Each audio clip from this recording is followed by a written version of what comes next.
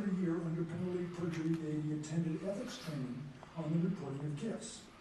In order for the society to protect itself, the city librarian has to sign every year under penalty of perjury that he has taken sunshine training, including reporting gifts. After that, the city librarian signed under penalty of perjury that he had, quote, nothing to report, unquote, while he was receiving $65,000 per year from Friends of the Library. These statements under penalty of perjury had no effect in inducing the city librarian to make the required disclosures. The reason for the signature under penalty of perjury to make every violation a willful and knowledgeable violation. Advice from the city attorney's office, from the library department's accountants, from the controller's office, and from the lawyers from the private nonprofit providing the money had no effect in inducing the city librarian to make the required disclosures. It goes without saying that oversight from either the Ethics Commission or the mayor's office had no effect in inducing compliance with the law. We don't have laws regarding disclosure of gifts because everyone hates Christmas. The laws are to protect the potential of conflict of interest so that we have some notice of officials doing favors for private wealth that is giving the gifts. In the 12 years that Friends have been raising funds for the Branch Library Improvement Program, the Friends of the Library expended $53 million. The amount expended to benefit the public library was $5.1 million, or 9.6% of that total. The Friends of the Library have no agreement with the city. They have an agreement with the city librarian, and it's been acknowledged that the quarterly reports that were required to be submitted under that agreement were never produced. That's the payoff for the gifts. There's no accountability for the raising of that money. You are particularly important because you've been monitoring, you've been privy to the fact that in 2 years it took Ray Hartz to get the incriminating documents that should have been public documents in the first place. The point is that I think you get the point. Thank you. Thank you very much.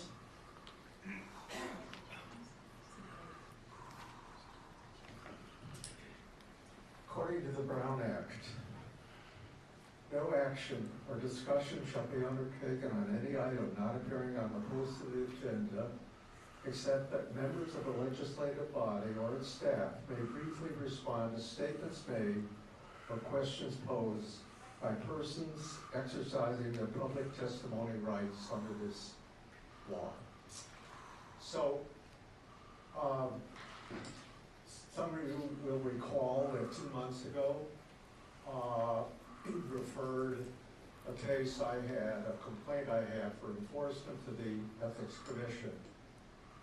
That referral still hasn't gotten there. So I understand the chair is knowledgeable on this subject, and I'd appreciate some response. Yes, I have done the letter. It has to go to our attorney, who has not had a chance to respond. I haven't had a chance to review the letter. I'd appreciate it if you would please do that. Oh, thank you very much, Mr. Sims. Oh, I was going to finish. Now, my public comment on, I think we're on agenda item, what, 4? You're on public, I moved it, we are on public comment, so the next item after you will be item number 4. Right. I have about 2 minutes, so I'll try to make this short. I think part of the problem is that in May of 2012, when the board replaced all of the members, except the 2 that are sitting here, and possibly Mr. Capel, with a new group who had never attended a task force meeting prior to their appointment, who had never filed a complaint, had never sat and talked to anybody, and certainly were not familiar with all the rules. So what's happened is that there's a sort of dysfunction. You're missing 2 out of your 11 members.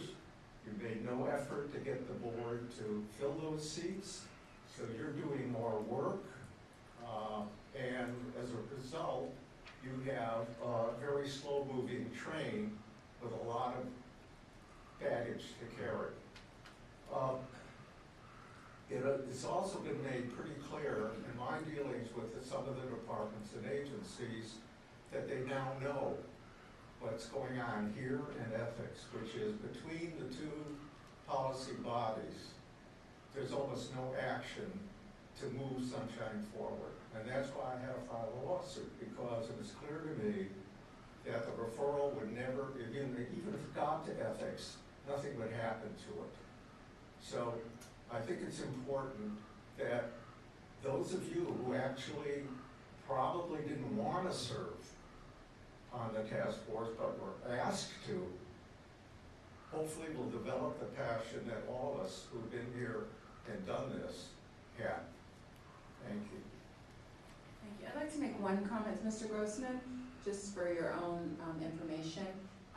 4 members of this committee have gone to the various supervisors and requested movement on getting the new members. So And what was their response? Their response is that they're working on it. They're working on it. Do you remember the meeting in May of last year? You sure do. That's over a year, almost on 6 months. That's a year and a half. And we've gone subsequently Yeah. to them, so Thank you. just let you know. Great. Is there any more public comment? Yes, Peter Warfield, Executive Director of Library Users Association. There's quite a bit to say, and I'll try and include everything. Alan Grossman's suit in Superior Court got a ruling from the judge that said he was right, and that the Ethics Commission was wrong in withholding its documents from him. And they had the city attorney in the courtroom where I was too, as an observer, defending the Ethics Commission's right to withhold. The city attorney lost. Apparently that's now being appealed by the city. On September 19th, the Fair Political Practices Commission found Luis Rivera had violated in 3 successive years the law, which requires him to reveal and to state what gifts he had received. And it was a 700 form in each of 3 years that he had filed, in which he swore under penalty of perjury that he had used the best of his knowledge and that this was truthful, and he had nothing to report. He put an X in the box that said nothing to report. The FEPC fined him, unfortunately, a minimal fine of $200 per offense, $600 total, but nonetheless he was found in violation of the law.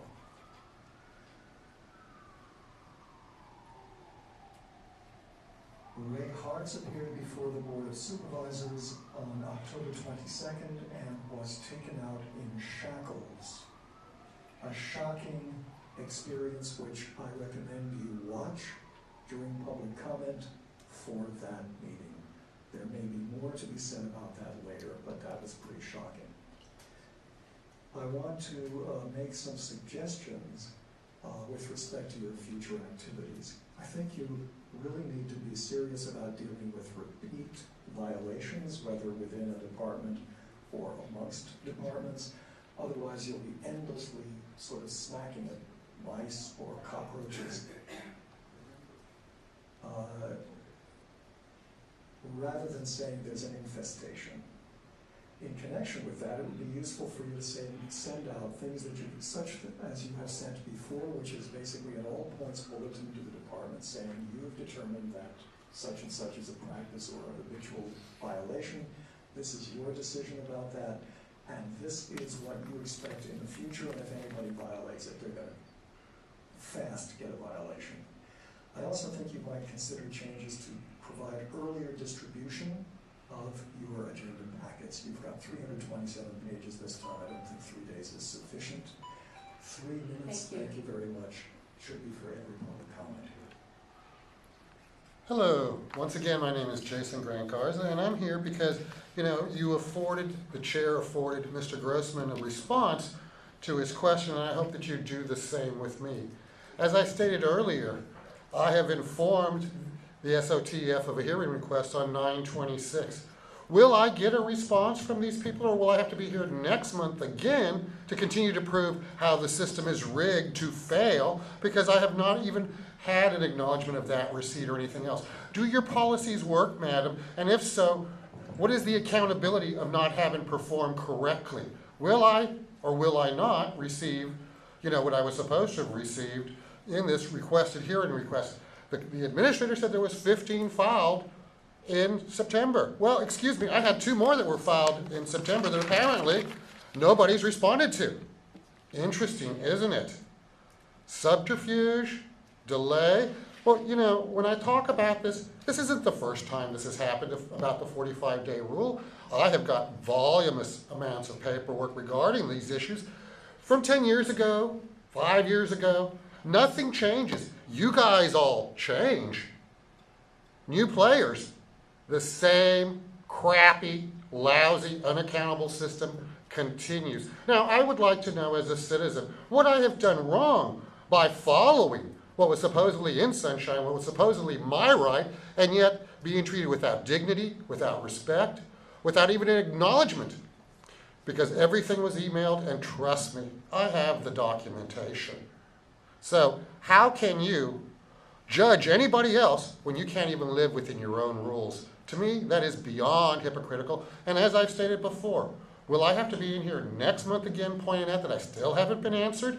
What is being done to address this specific lack of correct performance? I'm awaiting an answer.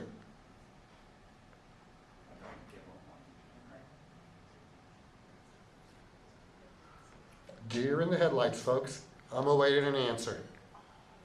I'll be here for 48 more minutes awaiting an answer, just to show the shield for the city. You're supposed to be protecting my rights. So I take it I'll be here next month again when I still haven't been responded to appropriately? Mind you, this is going on YouTube. The Ministry of Sunshine. You have a 45-day rule.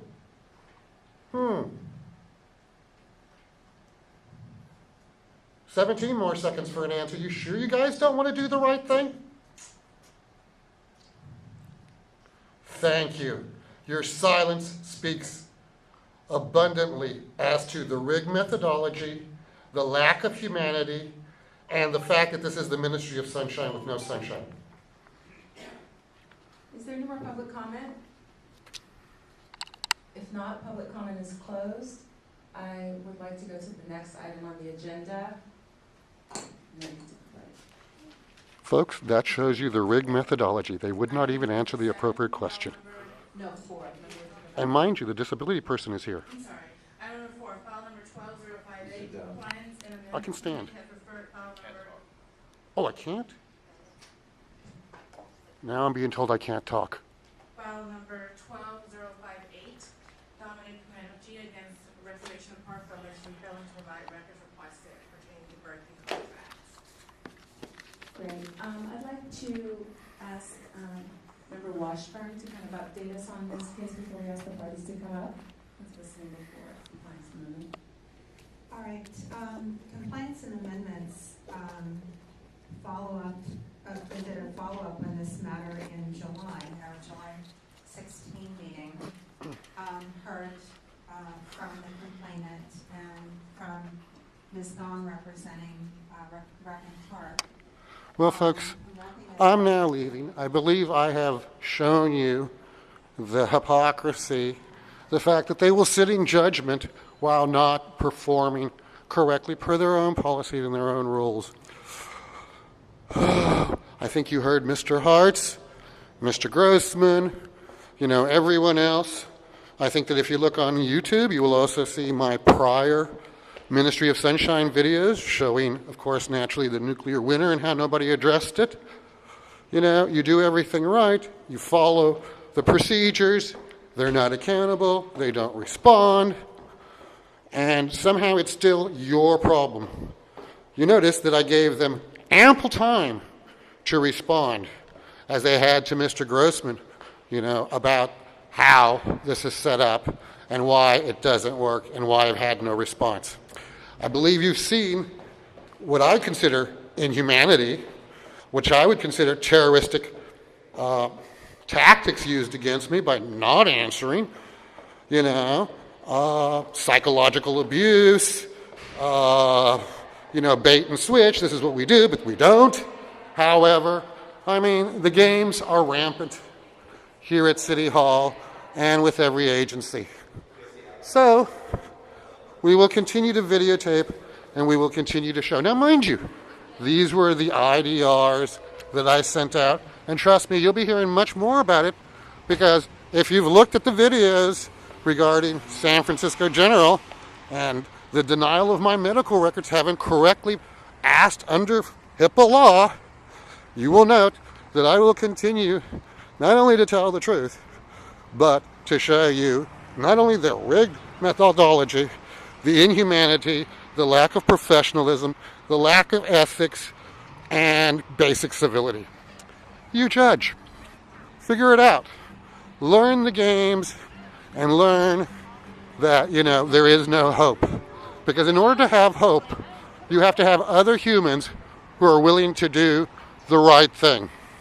It was apparent at this particular point in time that the 8 people sitting there were not willing to do the right thing and address my issue about the 45-day rule, the fact that I had requested the hearings properly and that I had not even had a confirmation as to the receipt of my request, having followed up multiple times.